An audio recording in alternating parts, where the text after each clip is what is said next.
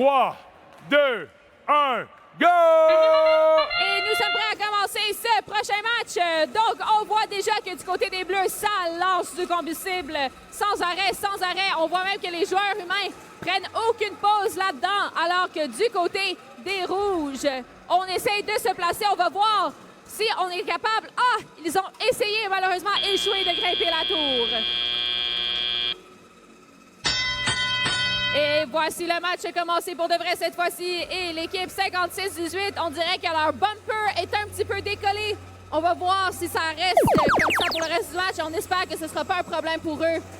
On voit que du côté des Bleus, ils lancent les combustibles de leur propre bord. L'équipe 6-6-2-2 se prépare bien pour leur tour quand il arrivera.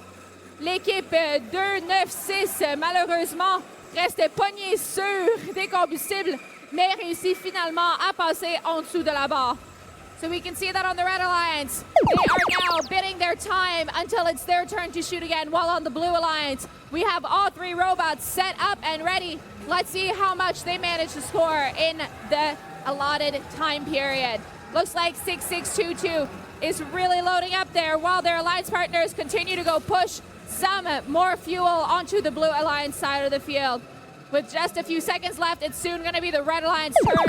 See if they can catch up. Donc, du côté de l'Alliance des Rouges, c'est maintenant leur tour de voir s'ils peuvent se rattraper au niveau du score. Malheureusement, ils ont deux coéquipiers qui sont pris sur des combustibles. Oh non! L'équipe 49-55 et l'équipe 2-9-6 pris sur les combustibles.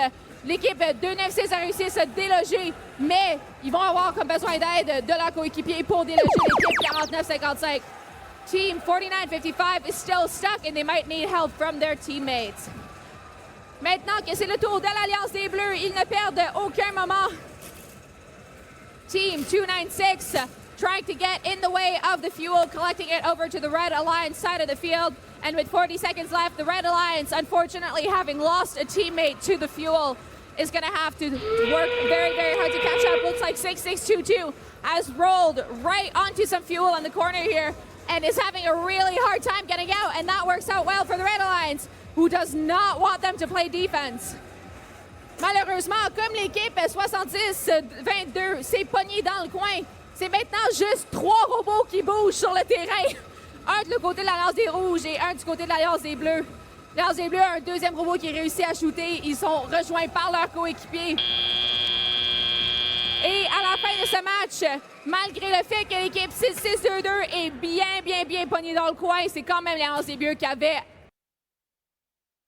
Et on voit que c'est l'Alliance des Bleus qui va gagner le dernier match, 117-77. Donc on voit qu'il y avait quelques pénalités, mais malgré ça, toutes les équipes sur l'Alliance des Bleus vont quand même augmenter dans la liste des placements. On revient bientôt pour le match numéro 12.